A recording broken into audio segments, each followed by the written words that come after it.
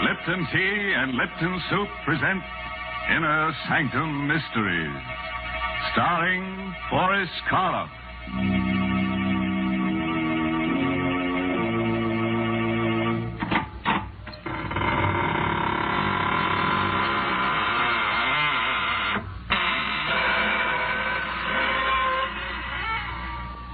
Good evening, friends of the Inner Sanctum. This is your host. Welcome again through the squeaking door to another session of mystery, murder, and madness. Oh, excuse me if I don't get up, but I'm all worn out. Yes, I've had a hectic few days with an old friend who just blew into town. He's one of those earnest souls who insists on doing everything for himself. Consultations with the monument makers, the grave diggers, fittings at the coffin makers. Yes, quite a busy body. But then we only die once, you know. Our story is called The Corridor of Doom. And our star tonight is a man who gives even me the shakes. The famous star of stage, screen, and radio, Boris Karloff. Have you thought about death lately? Not the fact that it's inevitable, that it must come to all of us someday, but rather how it will come. Do you think of it as a sleep and a waking, of a sudden transition from one state of being to another, or to a state of non-being? John Clay was one of those people who never thought about it at all, until he found himself walking down that dim and endless passage which... But suppose we let Boris Karloff in the role of John Clay tell you about it himself. If your blood pressure will take it, put out the lights and come on a little trip down the corridor of doom. When I woke up, I had no idea of where I was or how I'd gotten there. I was lying on a hard, white bed in a clean, white room. There was a dull pain in my abdomen. Touching it tentatively, I felt a bandage. So that was it. An operation. But for what? And where was I? At that moment, the door opened, and she came in. Good afternoon. Or is it evening? Whichever you prefer. It doesn't matter. My name's Clay. John Clay. Yes. And yours? You can call me Nada. Exactly. Where am I? In what hospital? It has no name. What? Well, that's ridiculous. I'd like to speak to Dr. Rogers. If you'll get in for me, please. There is no Dr. Rogers. At least, not here. Then who operated on me? And for what? Listen, I'm not a well man. I've a very bad heart. Will you get someone who can talk to me? If you wish. I'll call Dr. Stone.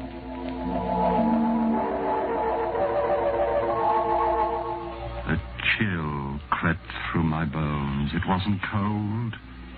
It was fear. Unreasoning and abysmal fear. The door opened again, and there stood a heavy-set man, his hair flecked with gray, and with him, my son-in-law, Alex Bartlett. Alec, I can't tell you how glad I am to see you. Hello, Father. But why are you standing out there? Why don't you come in? Oh, no. No, I shouldn't advise it, Mr. Clay. And why not? And why? Oh, was it you who operated on me? Yes. I'm Dr. Stone. Why wasn't Dr. Rogers called in? He's taken care of me for years. There wasn't time. It happened during the night. Acute appendicitis. And even as it was... Even as it was? What? And why are you dressed that way, Alec? All in black. Well, it's customary. After all, you are my father-in-law. Of course I am, but... Now, look, Alec. You've got to stop being so mysterious. You know about my heart, what any sudden shock will do. I don't think you need worry about that anymore, Mr. Clay. And as far as the mystery is concerned, this initial period of adjustment is always a little difficult. Difficult? Do you realize what it's like, lying here helpless, completely isolated, as if I were all alone in the world? Or isn't there someone I can talk to? Some of the other patients? Not just yet. When the time comes, you'll meet them. But, look, Doctor, I can't stand much more of this. I can't. If I don't find someone who really cares about me, who'll treat me like a normal human being... My dog. How about my dog? What do you think, Doctor? Yes, that's possible. We'll see what we can do, Mr. Clay. Come along, Bartlett. Goodbye, Father. You'll be back, won't you, Alec? I don't know. I'll try, but it's difficult. Very difficult. Then don't go, Alec. Don't leave me here all alone. Come back. Come back.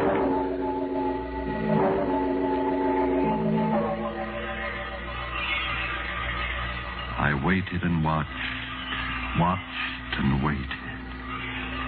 Then the door opened, and there was the doctor again. There was a small, thin-faced man with him this time, wearing the white coat of an orderly and carrying a black box with a handle. My dog. You brought my dog. All right, Martin. Give it to him. Yes, sir. Thank heaven, now at least. Come on, Carrie. Come on, boy. Get up. Wake up. Why, what's the matter? Carrie. He's not asleep. He's dead. You wanted him, Mr. Clay. But why didn't you tell me? When did he die? How? How old was he? 11 and a half. Maybe 12. Pretty old for a dog. That's probably why he could come. What do you mean? What are you trying to do to me? Don't you realize I'm a sick man? Easy, Mr. I won't Clay. take it easy. I won't stay here another minute. I'm leaving right now. Sorry, but I don't think we can permit it. Oh, well, we'll see about that. You're getting yourself all upset for no reason, Mr. Clay, making it very difficult for the rest of us. Martin, Yes, you'd better let me have some of that in that bottle there. About 10 cc's. The red medicine? Yes. I don't want any medicine. I won't take it. Now, please, Mr. Clay. I won't, I tell you. No, I don't want the... It's awful. Salty. It tastes like... Yes. But I think you'll find that it will make things much easier for you. Very much easier. You're doping me up. That's what you're doing. Putting me to sleep. You think that when I wake up, I'll forget about everything? Yes, Mr. Clay. You'll forget about everything. Everything.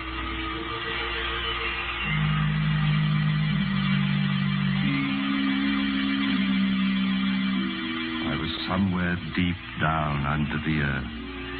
It was a passageway, stone-flagged and with stone walls, and I was walking slowly down it in my bare feet.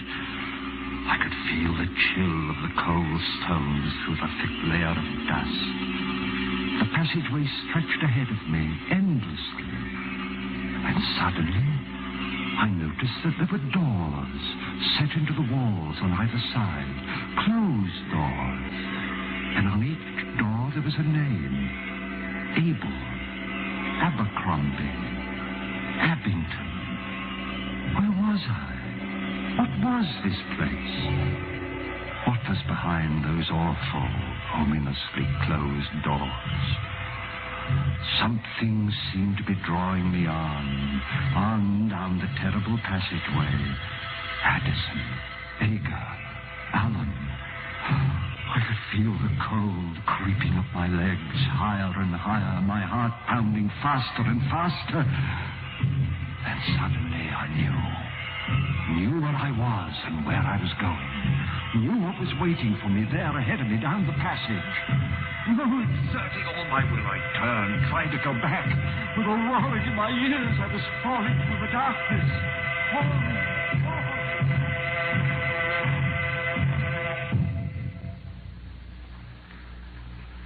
When I opened my eyes, I was in that cold, white room again, clutching the blankets with trembling hands.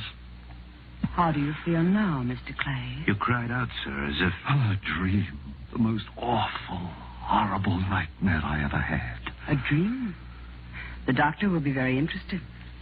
Would you care to tell me all about it? Oh, I don't even want to think about it. It was about your former life? Former life? Oh, I'm sorry. I shouldn't have said that. I meant...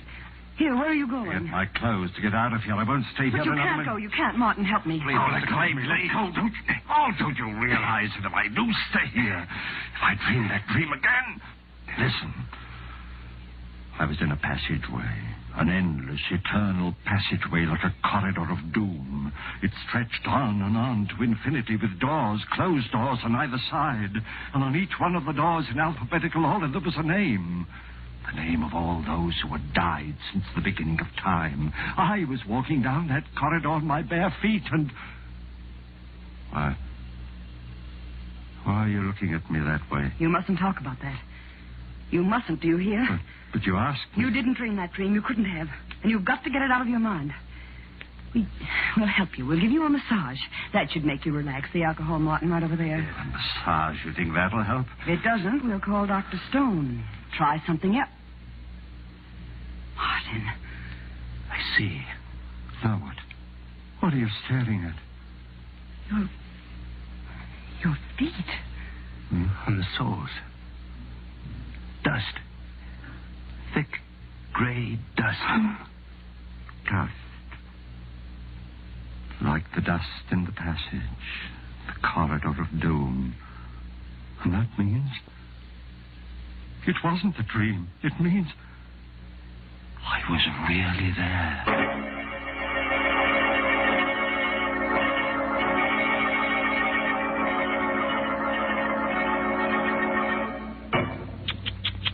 Dirty feet on those nice, clean sheets. No wonder our friend the nurse seemed so upset. Or was that the reason? Maybe she was just disappointed that he still hadn't told her about his operation. Yes, that always has them in stitches. Great big stitches. Like the ones they take in a shroud. Well, now I think it's about time to take another little walk. Yes, down the corridor of doom with our star, Boris Karloff. And by the way, don't be concerned about getting too tired, because you'll only have to walk one way. That's the nice part of a trip like that. You don't have to worry about coming back. I lay there, staring down at my feet. No, it had not been a dream. For there, on my feet, was the thick, heavy dust from the corridor of doom. I had been there, walking down its awful silence, not in my mind, but in the flesh. My heart clenched like an icy fist that I threw the blankets aside, started to get up. Mr. Clay, what are you doing? Where are you going? Let me go. But you can't get up. You can't leave. Oh, let me go. Martin, quick, help me. Please, Mr. Clay. For heaven's sake, let me go. Don't you realize what this means? If it wasn't a dream, and if I stay here, go down to that horrible place We've got to again... make him quiet down. Some more of that medicine, Martin. Another 10 cc. Right. Oh, no more of that. It's Here, Mr. Clay. You must take it. You must. It will make you sleep. Sleep so soundly that you won't be able to go down there again. No. All right. Give it to me. Here. You stay here, Martin. I'll go get Dr. Stone and tell him. Better, Mr. Clay? I don't know. Color. Dark red. The taste. It's like... Yes, I know. And it makes me sleepy. My eyes get heavy and... Have you been here for a long time, Martin? No, not long. What is it like outside of this room? It's strange. Like no place else. And the other patients, what are they like? They're strange, too. Listen, Martin. I'm a rich man. You're the only friend I've got here. You've got to help me. Whether you're rich or poor doesn't matter. As for helping you, that's what I'm here for. You've got to stay here. Watch me. Every minute. My heart. I don't think it'll stand much longer.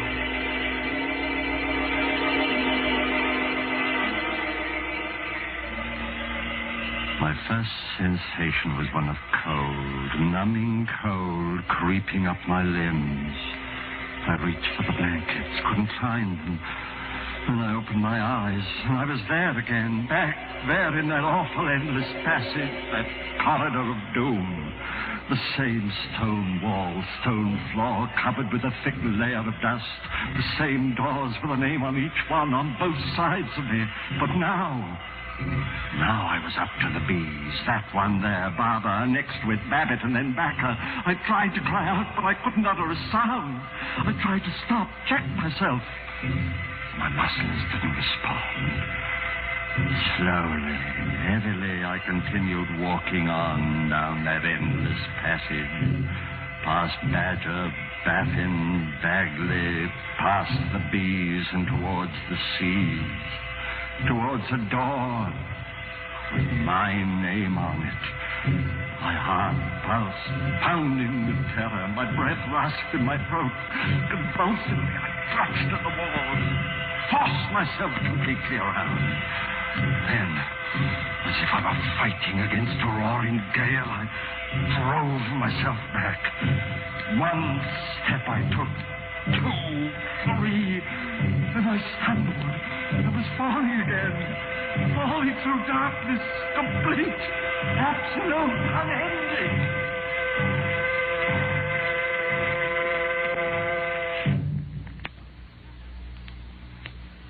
Even before I opened my eyes, I knew where I was. Back in my room, the sheets crumpled in my sweating hands. I lay there for a moment. I knew that this was my last chance. Slipped out of bed, tiptoed to the door of the room, opened it a crack, and peered out. A hospital corridor. And sitting at a desk halfway down it, the nurse.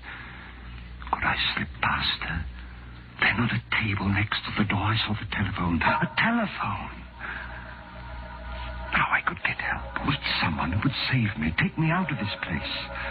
Picking it up quietly, I dialed my daughter's number, Alec Bartlett's wife.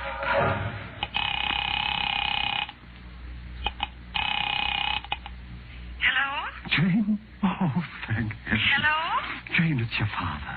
Listen, you've got to help me. You've got to come and get me. I'm at the hospital. Alec knows where. Hello, is anyone there? Yes, can't you hear me? Didn't you hear what I said? It's your father and... Jane! Hung up. I heard her, but she couldn't hear me. Something wrong with the phone, her phone.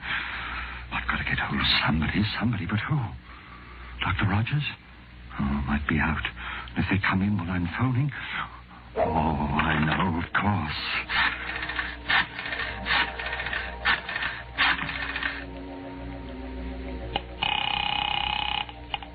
Police headquarters, Ryan speaking. Hello, police. This is John Clay of Riverside Road. I'm at the hospital. I don't know where. Hello? Can't you hear me, officer? For heaven's sake, listen. It's a matter of life and death. John Clay at a hospital. My son-in-law, Alec Bartlett, can tell you where. Hello? Officer, listen. Don't hang up. Don't. I'm nuts. Officer, hello. Anything the matter, Mr. Clay? Dr. Stone, your telephone, there's something wrong with it. No, Mr. Clay. There's nothing wrong. Not with the telephone. But I tried to make 2 calls. 2 different numbers, and... I know. You should have known. Nurse, orderly. Should have known what? Why couldn't they hear me when I could hear them? Why? Yes, Dr. Stone? Will you put Mr. Clay back into bed? No. I'm awfully sorry, sir. I only went out for a minute. Come on, Mr. Clay. No, please. leave me alone, please. Mr. Let go. Clay, No. No, you're struggling. You know that, don't you? Yes, I know. Doctor, I won't have to go back down there again, will I? Down to the corridor? That's not up to me. All right, nurse. I think we're ready for another dose. The final one. Yes, Doctor. No, doctor. No, not that red medicine. Not again. I'm sorry, but you've had a lot of time. All the time we can give you. All right, Mr. Clay. No, I won't Here. take it. You know what it means, doctor. I go back down there again to the corridor. It'll be to the letter C. To the place where my name is. If he won't take it by himself, perhaps you'd better help her, Martin. Yes, sir. No, Here. I won't.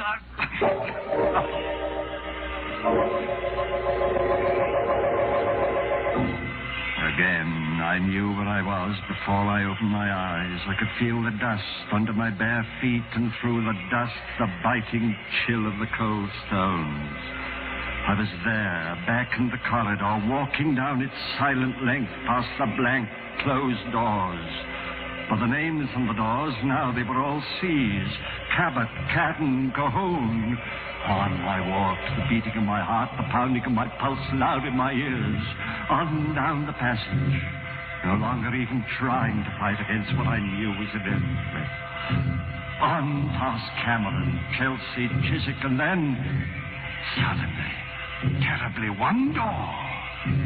A door with my name on it, gaping, waiting for me. I tried to stop, to turn, but my legs carried me forward. I was but 2 doors away. I could see into it now, see that it contained nothing. Absolutely nothing, not even a coffin. Just stone walls and a flat stone slab. I was turning to step over the threshold. I made a last convulsive effort. Merciful heaven, help me! Save me!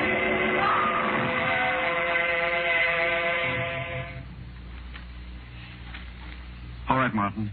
Pick him up. Yes, sir. Is it all over? Hello, Bartlett. In at the death, eh? I'll see if there's any pulse, of course, but I should think it is all over. It is stone, but not the way you think. What? Clay! He's not dead. No thanks to you. All right, get him up, both of you. Here, Mr. Clay, let me help It's you. all right, Martin. I'll be fine from now on. But how... Don't look so surprised, Alec. Mr. Martin is a detective. I hired him some time ago. You see, I had a feeling that something was wrong when that railing broke accidentally, and I took that bad fall. So I decided I should investigate. You can't prove it. You can't prove anything. The first results of Martin's investigation showed me what bad financial shape you were in. And it was then that I realized that you had actually been trying to murder me to get hold of my money. So I faked that story of having a very bad heart. You mean it? I thought it would give you the idea of trying something more subtle and less dangerous. And it certainly did. But you still can't prove anything, not a thing. No, don't you worry about that. Don't forget. Come back here, Bartlett. You'll never have a chance to prove it. Come back, Bartlett. Oh, you shot him, killed him. Well, I couldn't have. I fired up in the air to get him to stop. Come on. I don't understand. There's got a mark on him. But he is dead. He was the one who had the bad heart. That's what gave me the idea of pretend. Good heavens, look. At what? This hallway was supposed to be the corridor of doom. When I reached the door with my name on it, I was supposed to die. Look. Look at the name on that door there. The one right next to him. Bartlett. His name. So what? Nothing, Martin. Nothing at all.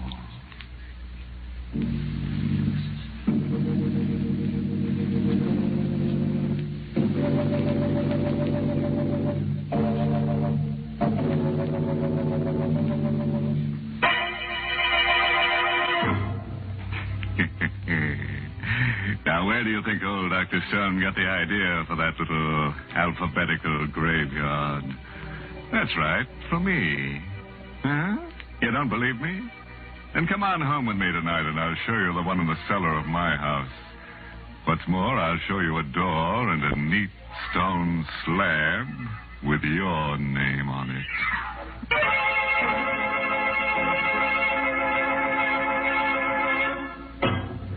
And now a word of advice. If you should wake up tonight with a sudden chill, find yourself walking barefoot down a dusty stone corridor with doors on both sides of it, don't get excited. Just insist on a doom with a view. Next week's story is about women.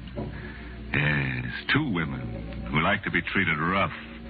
Choke 'em to death. Shoot 'em, murder 'em. They'll love you for it. And who do you think is going to be their boyfriend? That's right. Boris Karloff. Boris Karloff will be with us again next week, because who else could love such women?